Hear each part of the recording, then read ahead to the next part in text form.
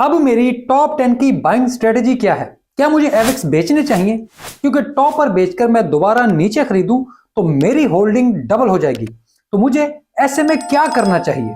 ये वो सवाल है जो आप में से बहुत लोग पूछते हैं। वैसे तो मैं इस पर काफी बात कर चुका हूं। चलें आपके सवालों पर मैं इसका जवाब देता हूं। मैं हूं रेहान, आप देख रहे हैं क्रिप्टो बाबा। तो लेट्स डाइव इन।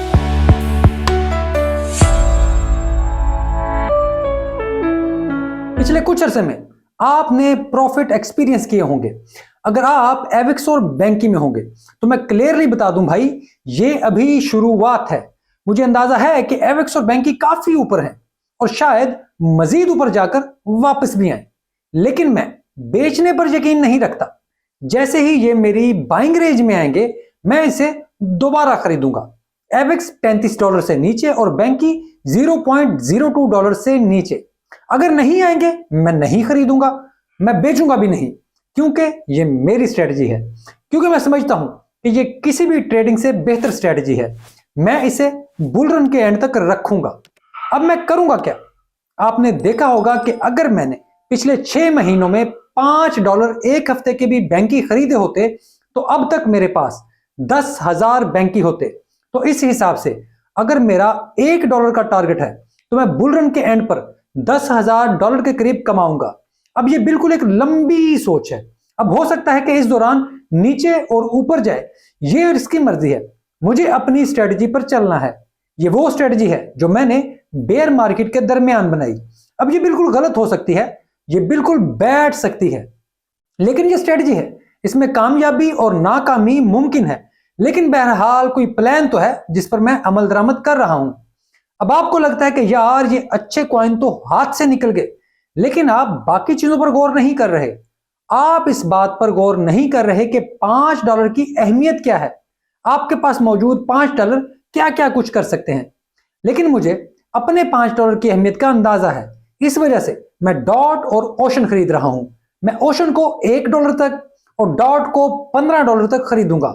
एक दिन आएगा कि आपको अंदाजा होगा कि ये भी बहुत जबरदस्त कॉइन है और उनमें $5 भी बड़े अहम होंगे। ये सब आप अगले 1 साल में देखेंगे। हम जैसे लोगों को लगता है कि यार प्रॉफिट जाया ना हो जाए, कहीं एविक्स वापस ना आ जाए, इसकी वजह से हम बाइंग कर लेते हैं, लेकिन हमें पता नहीं होता कि हमने क्या खरीदा है। अब अगर आपको पता होगा कि आपने टेक्नोलॉजी खरीदी है और ये टेक्नोलॉजी अच्छी है तो प्राइस कभी ना कभी ऊपर जाएगी। इस वजह से मुझे अपने दिल में सुकून है कि मैं ओशन प्रोटोकॉल और डॉट को बहुत थोड़ी कीमत पर खरीद रहा हूं। ये भी 12 महीने बाद मुझे अच्छे प्रॉफिट देकर जाएंगे। बेचने का एक वक्त होता है जब आप रोज रोज टॉप ढूंढने निकलते हैं तो सब कुछ गंवा बैठते हैं। इस वजह से मैं सख्त बात भी कर जाता हूं, क्योंकि मुझे तकलीफ होती है कि आप अपना नुकसान कर रहे हैं और जालसाजों के पीछे लगकर अपनी हक हलाल की कमाई जाया कर रहे हैं। अगर आपको मेरी कोई बात बुरी लगे तो मैं माजरत खा हूं, लेकिन मैं ऐसी बातें समझाने के लिए करता हूं। बुरा ना माना करें, सीखा करें। फिर वो टोकन भी मेरी बाइंग रेंज में है, यानी अभी $0.50 से नीचे है। माना बहुत जबरदस्त टोकन है और $1.5 से काफी नीचे है। अब आप जरा गौर करें कि आखिर एविक्स की प्राइस क्यों बढ़ी और एकदम इतनी क्यों बढ़ी। तो मैं एक आर्टिकल पढ़ रहा था, उसमें विजडम ट्री के सीईओ ने कहा कि एविक्स ने बड़ी बड़ी पार्टनरशिप्स की हैं, बड़े बड़े इदारे इस पर आ रहे हैं, जेपी मॉर्गन, सिटी बैंक आ गए, इसी वजह से प्राइस बढ़ी है। एक नैरेटिव बन गया है, इस वजह से ये सब कुछ हो रहा है और ये बुल रन में बहुत ऊपर जाएगा।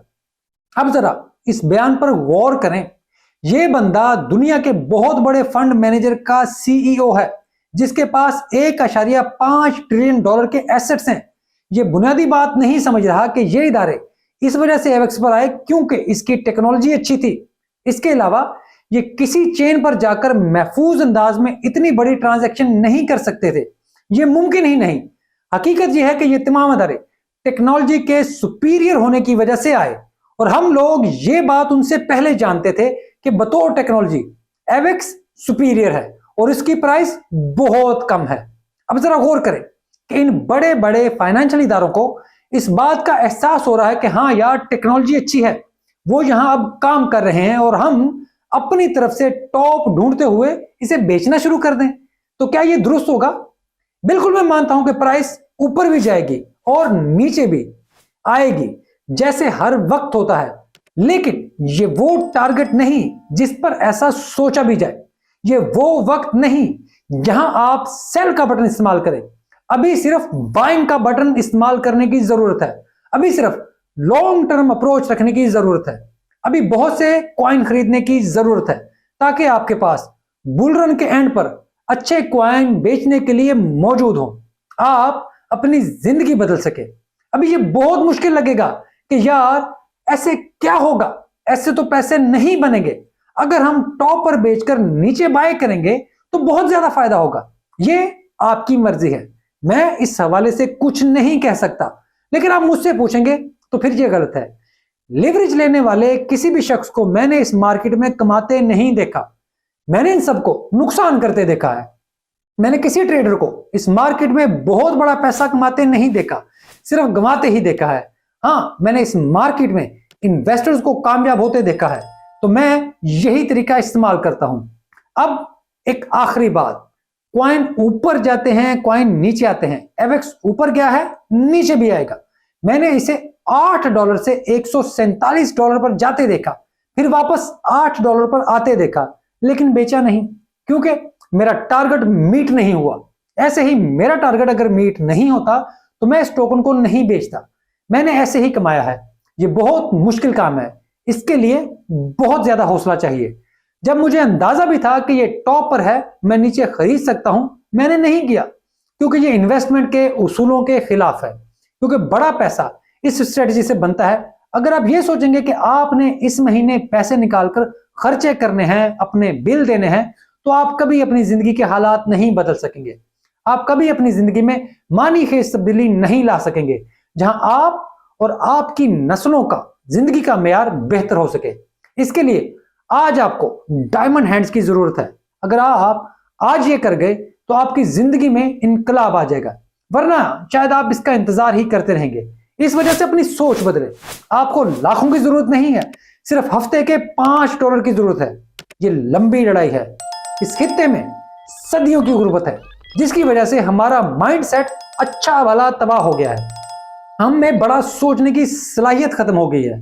सिर्फ चंद लोग ही यहां पर तरक्की कर पाते हैं, और अगर आप उन सब पर गौर करें तो उनमें ये चीज और सलाहियत मौजूद है। तो आप मेरी बात नहीं मानते तो कम से कम उनको फॉलो कर लें, ताकि आप भी उनकी तरह कामयाब हो जाए। मेरी आपसे हाथ जोड़कर विनती है कि यार ट्रेडिंग और ऐसी चीजों से प्लीज दूर रहो। जहां भी काम कर रहे हो, आप स्टूडेंट हो, नौजवान हो, तो आप मेहनत मजदूरी करो, $5 जमा करो, 10 साल का प्लान बनाओ और कामयाब हो जाओ। जिंदगी हमेशा के लिए बदल लो। बाकी मैं कोई फाइनेंशियल एडवाइजर नहीं हूं। ये वीडियो देखने के लिए आपका बहुत शुक्रिया।